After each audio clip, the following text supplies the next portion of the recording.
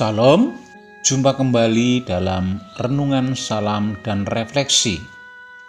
Kiranya sukacita dan damai sejahtera Allah Bapa, Putra, Roh Kudus menaungi atas kita semua. Sahabat saksi yang dikasihi Tuhan, pada kesempatan yang berbahagia ini, mari kita kembali merenungkan bagian firman Tuhan yang saya ambil dari kitab Mazmur 37 ayat 25. Demikian ada tertulis, "Dahulu aku muda, sekarang telah menjadi tua, tetapi tidak pernah kulihat orang benar ditinggalkan, atau anak cucunya meminta-minta roti." Amin. Mari kita hening sejenak dalam doa. Bapa Surgawi, karena kemurahan-Mu kami boleh menerima kehidupan sampai hari ini. Kami siap merenungkan sabda-Mu, Roh Kudus terangi hati kami untuk lebih mengerti atas jalan-jalan kebenaran-Mu dan memampukan kami untuk menjadi pelaku firman-Mu. Dalam nama Tuhan Yesus, ini doa kami.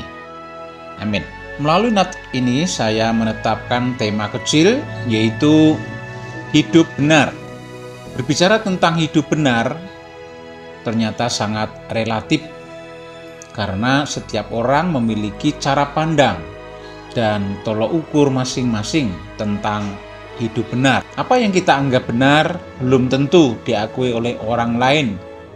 Demikian pula apa yang dianggap benar oleh orang lain belum tentu kita bisa mengakui itu sebuah kebenaran. Dalam renungan ini kita belajar tentang hidup benar, seperti apa yang difirmankan Tuhan. Yang kita imani adalah satu-satunya kebenaran yang mutlak dan absolut.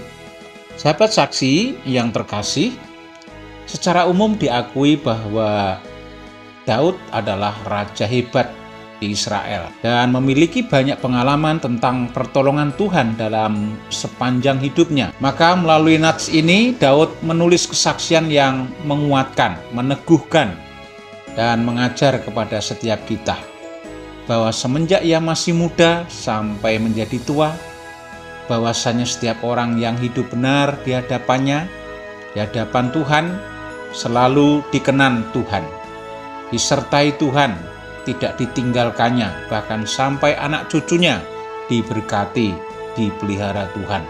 Pada ayat sebelumnya, yaitu ayat 20, Daud memberikan antitesis, kebalikan orang yang hidup benar, yaitu orang fasik.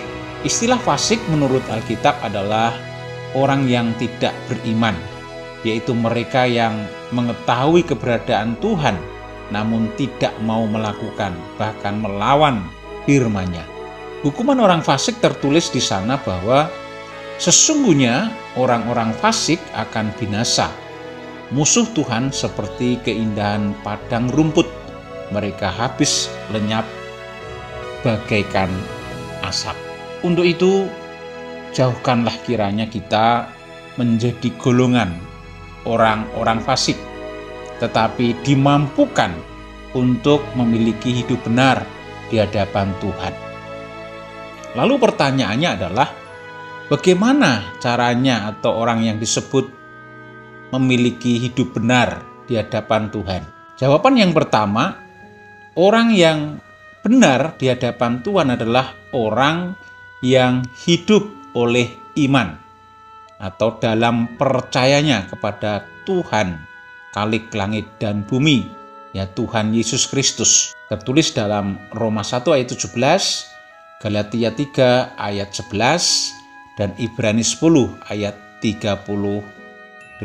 Memiliki iman kepada Sang Kristus akan dikaruniai Roh Kudus dan memimpin dalam seluruh kehidupan orang tersebut.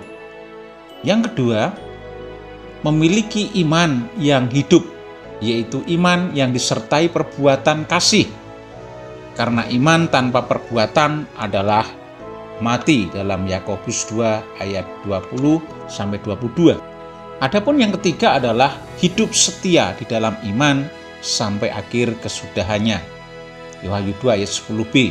Perkenanan Tuhan kepada orang yang hidup benar kepada Tuhan tidak hanya ketika masih hidup di dunia saja, sudah mati pun juga akan menerima mahkota kehidupan. Sahabat saksi yang terkasih, sebagai orang tua, janganlah khawatir jika belum atau tidak bisa mewarisi peninggalan harta kekayaan kepada anak cucunya. Karena semua itu hanya bersifat sementara saja. Ada yang lebih penting daripada itu, yaitu warisilah anak cucu kita dengan warisan iman kepada Tuhan Yesus Kristus. Berilah teladan dan membimbing mereka untuk hidup mengasihi Tuhan dan sesamanya. Yang tidak kalah penting adalah didik mereka untuk setia di dalam imannya sampai akhir hayatnya. Kiranya Tuhan sendiri yang menyertai, mengasihi, melindungi, memberkati sampai Tuhan Yesus datang kembali. Amin. Mari kita berdoa. Bersyukur Tuhan, firman-Mu terus memberkati, menguatkan, memotivasi kami untuk selalu hidup benar, seturut dengan ketetapan dan hukum-hukum-Mu, sehingga menjadi perkenanan-Mu. Dalam nama Tuhan Yesus Kristus kami ucap syukur. Amin. Selamat beraktivitas dan berkarya, Tuhan memberkati.